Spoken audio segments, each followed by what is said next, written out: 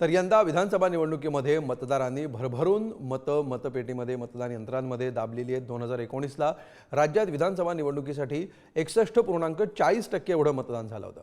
2019च्या तुलनेमध्ये यंदा 3.71% मतदान वाढलेलं आहे। वाढलेलं मतदान सरकार विरोधात की सरकार सोबत याची चर्चा सुरू झाली आहे। बघूया या संदर्भातला स्पेशल रिपोर्ट।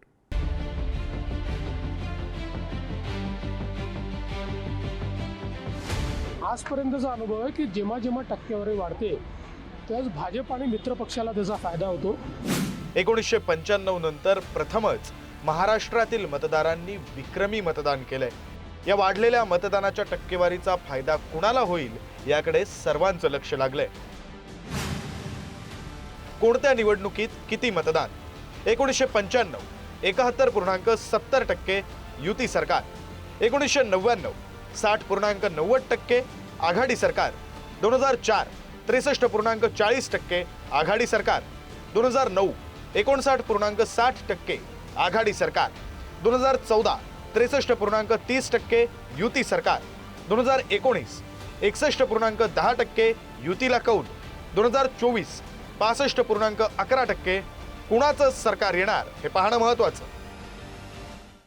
आजपर्यंतचा अनुभव आहे की जेव्हा जेव्हा टक्केवारी वाढते त्याच भाजप आणि मित्र पक्षाला त्याचा फायदा होतो। त्यामुळे आम्हाला अपेक्षा आहे की त्याचा निश्चितपणे फायदा आम्हाला मिळेल आणि महाराष्ट्रात आमचं सरकार तयार होईल अशी मला अपेक्षा आहे। वाढलेली टक्केवारी ही नेहमी सत्तेच्या विरोधात असते, सत्तेवरती राग असतो, म्हणून लोक बाहेर पडून धडधडी भरभरून मतदान करतात। तुमची लाडकी बहीण आली ती योजना चांगली आहे, पण तेल देखील 240 वर गेलं हे पण चांगलं आहे। लसूण देखील 600 रुपये किलोवर गेलं हे पण चांगलं आहे। धान्य, कांदा, पालेभाज्या, साध्या भाज्या यांचे दाम दुपटीने वाढलेले भाव हे देखील बहिणींच्या लक्षात येत होते। विधानसभा निवडणुकीच्या पार्श्वभूमीवर महायुती सरकारनं मुख्यमंत्री लाडकी बहीण योजना आणली।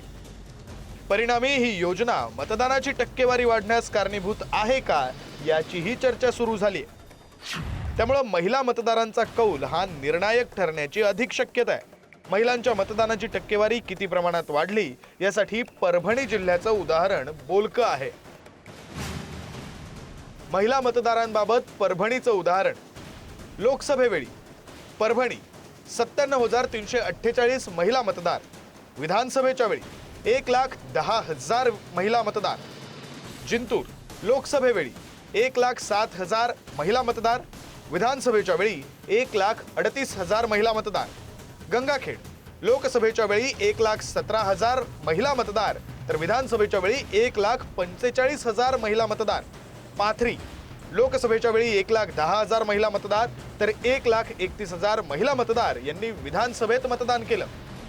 लाडकी बहीण योजनेमुळे महिलांची टक्केवारी वाढली असण्याची शक्यता नाकारता येत नाही। मला असं वाटतं की साधारण मतदानाची टक्केवारी ज्या प्रकारे वाढलेली आहे हा एक थोडासा प्रो इन्कम्बन्सी फॅक्टर मला दिसतो की लोकांना सरकारच्या बद्दल थोडी आपुलकी वाटणं हा त्याचा अर्थ असतो। त्याच्यामध्ये तरुणींचं मतं जास्त आहेत। थोडंसं लाडक्या बहिणीकडून थोडंसं भाचींवर या म्हणा त्यांना देवेंद्रजींना, तरुणींची मतं जास्त आहेत आणि या तरुणींनी बेरोजगारीमुळे बीजेपीला नाकारलेलं आहे हे चित्र तुम्हाला पाहायला मिळेल। तरुणांचं मतं मोठ्या प्रमाणात झालेली आहेत। तरुणांच्या मतांचाही सुद्धा कौल, कारण की जे मताधिक्य वाढलेलं आहे त्याच्यामध्ये तरुणांची मतं जास्त वाढलेली आहेत। विधानसभेच्या संपूर्ण निवडणूक प्रचारामध्ये भाजपतर्फे बटेंगे तो कटेंगे आणि एक है तो सेफ है या नाऱ्याभोवती रणनीती ठेवली गेली। तर उद्धव ठाकरे आणि शरद पवार यांनी जनतेला भावनात्मक अपील करून गद्दारांना गाडून टाका असं आवाहन केलं आणि त्यामुळे या दोन्ही मुद्द्यांमुळे मतदानाच्या टक्केवारीत वाढ झाल्याचं बोललं जातंय। एक म्हणजे सर्वात टक्केवारी वाढण्याला जर कारणीभूत कोण असेल किंवा परिश्रम कुणी घेतले असतील तर भारतीय जनता पार्टीची आमची मातृसंस्था RSS आहे। मतदानाचा टक्का वाढला पाहिजे अशा प्रकारचं अभियान सुरू केलं। जवळपास हजारोंच्या छोट्या मोठ्या बैठका घेतल्या आणि सर्वांना मतदान मोठ्या प्रमाणावर करा अशा प्रकारचं आवाहन केलं। वाढलेल्या मतदानानं कोणाचं पारडं जड होईल हे 23 नोव्हेंबर रोजी निकालाच्या दिवशी स्पष्ट होणार आहे. मात्र हे वाढलेलं मतदान हे सरकार विरोधात की सरकार सोबत याची चर्चा सुरू झाली आहे. आतापर्यंत वाढलेल्या मतदानाचा फटका हा सरकार विरोधात असतो असा अंदाज बांधला जातो. पण आजपर्यंतचा अनुभव पाहता जेव्हा जेव्हा मतदानाची टक्केवारी वाढली त्याचा फायदा भाजपसह त्यांच्या मित्रपक्षांना झालाय. त्यामुळे वाढलेलं मतदान हे महायुती की महाविकास आघाडीच्या पारड्यात पडलंय हे निकालाच्या दिवशी स्पष्ट होणार आहे. ब्युरो रिपोर्ट, पुढारी न्यूज.